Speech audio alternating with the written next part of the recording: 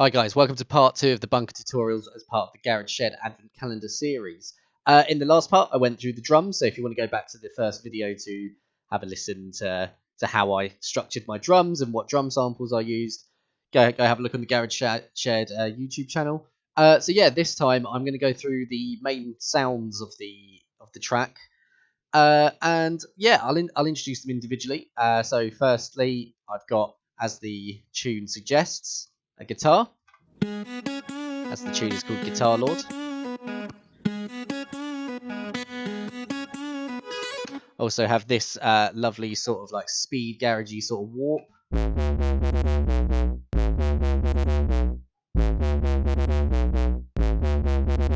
Which is the main bass line that I have created for this track. And then underneath we've got a sub.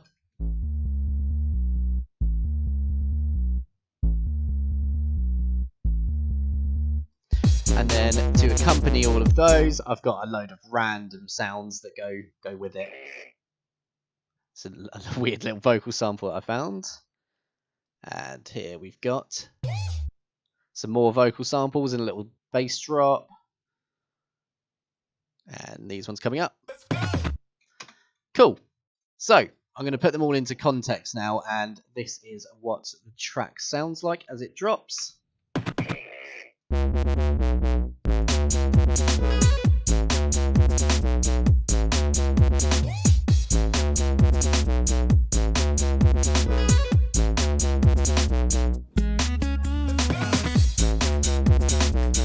So now I'm just going to quickly explain why I use these samples, how I use them. So the first things first is the guitar sample. So it's a little guitar sample that I found off Splice. However, as I do say in the video before, I'm a big fan of not using the raw sample. So what I did is I played around with it until I found like a sweet sort of key. And I put it down 4 semitones to the original tune. And this is what it sounded like originally.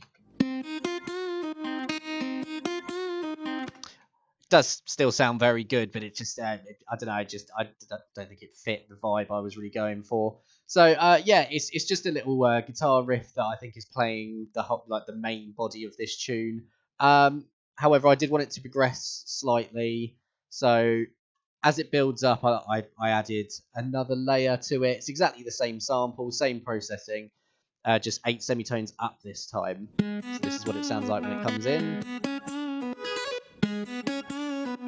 Just gives it a bit of a harmonic feel, really, and it kind of gives that natural suspense that something's going to happen.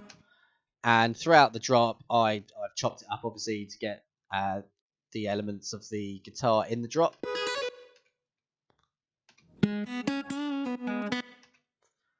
Cool. Awesome. So now the second sound that I've got, which is the main bunker element of this tune, is this wob that I made on Massive, which I'm actually going to give away in this video. So yeah, there should be a link to a Dropbox or something giving this massive patch away. This is what it sounds like.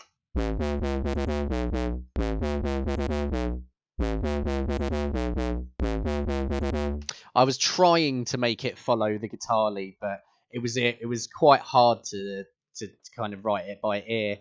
So I tried to write something that was obviously in key, and yeah, I feel like I made it work. So this sound is basically it's quite a simple wob.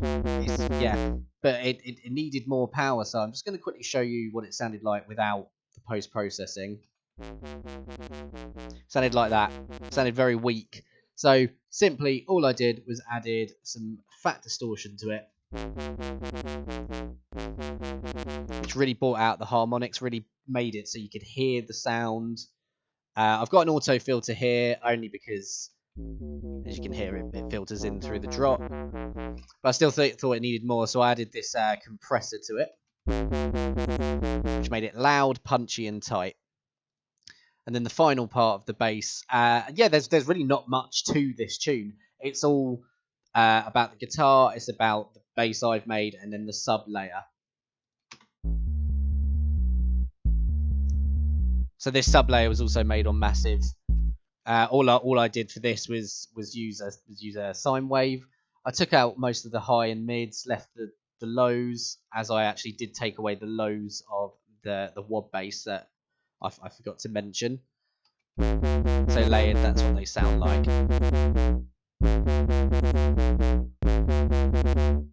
So now I'm just going to get into the little filler bits, which some people refer to as ear candy. So ear candy is just something that happens in the track. It's not necessarily a prominent part.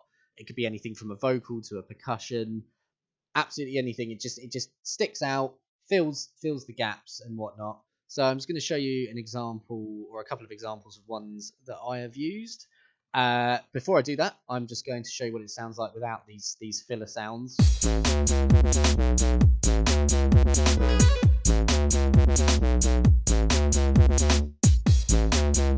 The track sounds good, but it definitely needs more. So just one by one, I'm going to start introducing these new ear candy bits that I've popped in. So I started with the vocal, carries on over the drop,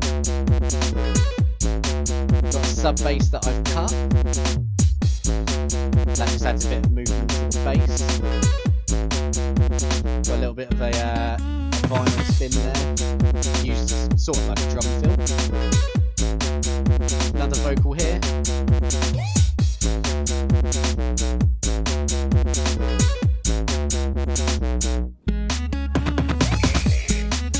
Introduce some strings to really add that suspense to the track. And finally, I've got another vocal just here saying "Let's go." So yeah, that's pretty much the second part of this tutorial done. Just breaking down Guitar Lord for you. Yeah, come back next week for part 3, where I'm going to go into a bit more of the mix down and the effects that I use. Yeah, see you then.